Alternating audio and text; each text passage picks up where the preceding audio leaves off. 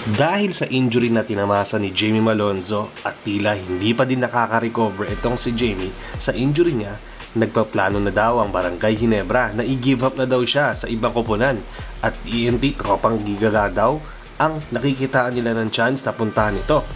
At si Bobby Ray Parks naman, ang target nilang kuwain naman daw ngayon ng Barangay Ginebra. May chance ba na mangyari ito mga ka-sports? Plano daw kasi ito ni Al Francis Chua. Yan ang topic natin sa video na ito mga ka-sports. Sa pagkabigo nga ulit ng Barangay Ginebra sa series para makuha nga ang championship kontra TNT, ay napapaisip pa din daw itong si Al Francis Chua na mag-shuffle ng mga players niya para makakuha nga ulit sila ng kampyonato. Nung una, nag-shuffle na nga siya ng mga big man niya at give up nga itong si Christian Standhardinger papuntang ibang koponan. At kinuha naman itong si Troy Rosario para mapa-add nga dito sa lineup nila. Pero tila hindi pa din effective nga ang ginawa niya dahil natalo pa din nga sila sa ilang taon na hindi nga matalo-talo nila sa finals na sa tulong nga ni RHJ na Tropang Giga. TNT nga yan mga ka-sports at ilang taon na nga silang natatalo dito kapag nag-aarap sila.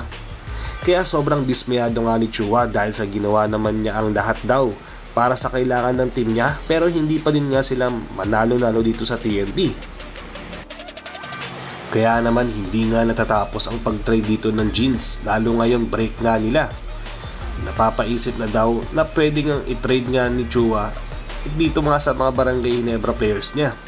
At ayon nga sa kuliglig mga ka-sports, nagkausap-usap daw itong kasi si Chua at Ray Parks na kung saan nasa Japan nga ngayon at patapos na nga ang kontrata niya. May usap-usapan din kasi na baka hindi na nga ma-extend ang kontrata niya dito sa Japan B-League dahil may priority na daw sila ngayon at ang mga big man nga daw ang gusto nga raw ngayon ng Japan. At open na daw ang mga Chinese player na maglaro nga sa ibang liga dahil magandang ang offer na makukuha nila dito. Kaya dahil doon, nagkausap na daw ang paningan ni Chua at ni Ray Parks. Sakto nga din daw mga ka-sports dahil gusto na din bumalik sa Pinas nito ni Ray Ray dahil buntis nga ang partner niya ngayon na isang vlogger at gusto niya nga din nasa Pinas na nga siya kapag nanganganak na ito. At makasama niya na nga ito dahil gusto niya na nga bumuo ng sarili niyang pamilya. Masaya nga daw si Ray Parks dahil nagkaka-interest pa din nga dito sa kanya na kupunan dito sa PBA kahit medyo nagkakaedad na nga siya. Lalo na favorite at dream team niya ang pagdaruan dito ang Ginebra at masaya nga siya magdaro dito kung sakasakaling matuloy nga ang pagdaruan niya nga dito at matrade nga siya ng tuluyan. Never say die. Ayun.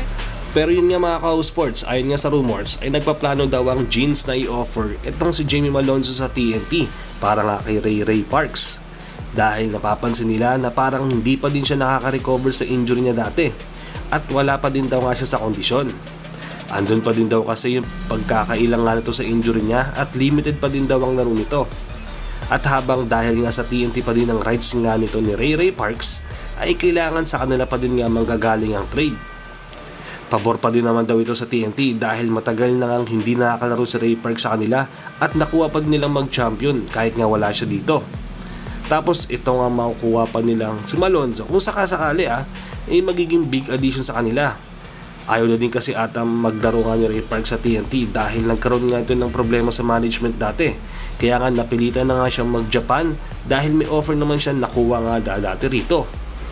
Pero ang magiging malaking katanungan nga talaga dito mga ka-sports ay kung magiging masaya pa kaya itong si Jamie Malonzo kung sakaling matrade nga siya sa ibang koponan. Alam niyo naman na medyo bata pa nga itong si Malonzo at halos isang taon nga siyang hindi nakapaglaro dati. So talagang ando doon pa rin yung adjustment period niya na hindi pa rin siya makakapag fully recovered niya dito sa injury niya dati Ando doon pa rin siya sa stage na dinadahan-dahan niya pa rin yung kanyang sarili na makabalik nga. Dahil hindi nga biro yung tinamasa niyang injury dati. Ayaw rin kasi biglain nga ni Malonzo kaya nga dinadahan-dahan niya pa rin nga mga ka-sports tulad ng sabi ko kanina. At ready na nga raw siya next season kapag nakabalik na nga siya at sinisigurado niya na 100% fully recovered na nga siya dahil may ilang buwan nga siya para makapagpahinga at i-prepare nga ang kanyang sarili.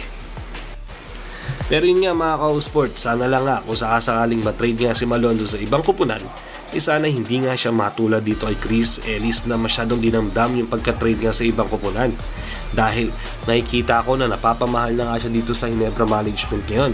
Dahil unang-una, ando doon yung suporta sa kanya ng mga fans. Tapos, marami nga rin siyang mga kaibigan dito. Dahil nandiyan nga si Jeremiah Gray na isa sa mga matatalik niyang kaibigan. Pero yun nga, napapansin din kasi ng Barangay Ginebra at lalong-lalo ni Al Francis Chua na masyadong prone nga ito sa mga injury.